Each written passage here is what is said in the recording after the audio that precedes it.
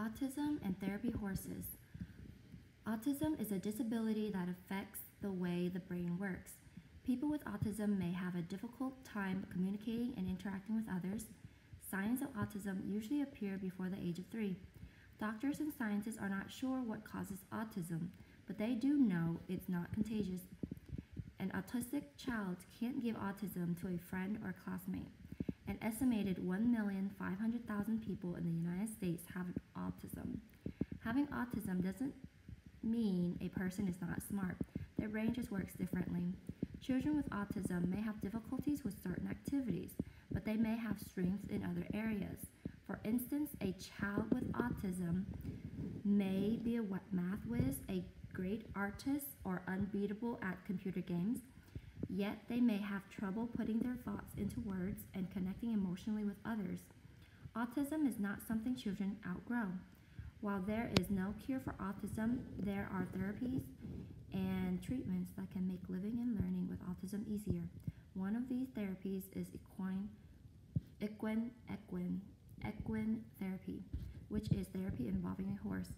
Autistic children have difficulty interacting and bonding emotionally with others. They may avoid making eye contact. In equine therapy, children not only ride horses, they communicate with and care for their horses too. They may brush them, pat them, and even hug them. For many children with autism, riding and caring for their horse helps them form an emotional connection with another living being. Developing this sense of attachment may lead to better relationships and interaction with people as well. Equine therapists often observe autistic children making eye contact with their horse, which then expands to making eye contact with people. Equine therapy helps build communication skills. Children are taught basic verbal directions to give a horse. The child feels positively rewarded for speaking when the horse does what the child tells it to do. Some autistic children who have never spoken before say their first words while in equine therapy. During an interview, Temple Grandin, an animal behavior expert who has autism herself, offered an explanation as to why riding horses encourages speech. First, the child feels comfortable and relaxed with the horse. Second, when riding a horse, a child is constantly balancing. Third, riding a horse is rhythmic activity. Both balance and rhythm seem to help improve the brain's activity to process language.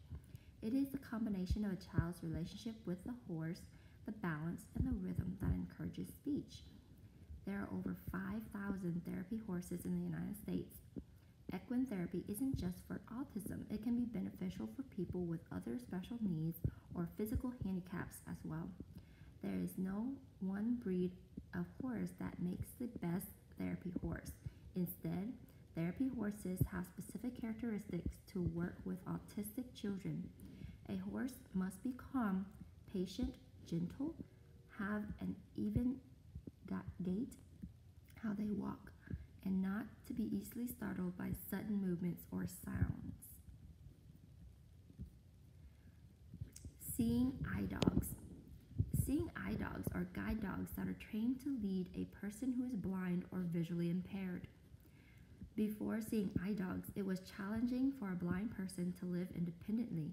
Within their own home, blind people could be independent as long as furniture and other household items were not moved around.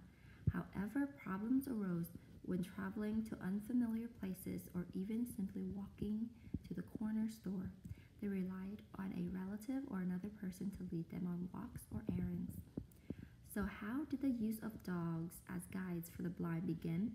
Dorothy Harrison Eustace was an American dog trainer living in Switzerland. She trained German shepherds to be police dogs. In 1927, she learned about a program in Germany that was training German shepherds to be guides for soldiers who were blinded in World War I. After visiting the training program, Eustace has had the idea of training dogs to help any blind person, not just soldiers. She wrote an article about her idea. A blind college student living in America read her article. His name was horse, Frank. He was interested in a guide dog himself. He was also interested in training dogs to be guides for other blind black people back in America. Frank traveled to Europe to meet Eustace. She helped him train with a German shepherd named Buddy. Weeks later, Morris and Buddy successfully navigated the streets of Swiss Companion. Word of Buddy's ability to serve as a guide spread. Although living across the world from each other, Frank and Eustace joined forces to start the first guide dog school. The program was called the Seeing Eye. Since its founding in 1928, the Seeing Eye has made more than 16,000 successful pairings of guide dogs and visually impaired people. The Seeing Eye breeds include German Shepherds, Labrador Retrievers, Golden Retrievers, and Labrador Golden Crosses. Occasionally, they provide poodles to help to people who are allergic to shedding dogs. When a puppy is about 8 weeks old, it's placed in the home of a volunteer puppy raiser. There, the puppy is taught basic obedience and socialization and given lots of love. When it's about 1 year old, the dog returns to the Seeing Eye and begins a 4-month course of training with a sighted instructor. When the dog passes the phase, it's matched with a blind person and they train together under the supervision of a sighted instructor. Guide dogs are very smart and constantly working. They are trained to concentrate on their surroundings and maintain focus, which requires a dog's attention at all times. The dog must listen for his handler's commands, steer around other people and traffic, and most importantly, keep his owner from danger. It might be tempting to want to pet a guide dog when you see one. However, this can break the dog's concentration and can lead to mistakes. It is best to let the dog focus on doing its job. When they return home, owners give their seeing dog plenty of playtime and love.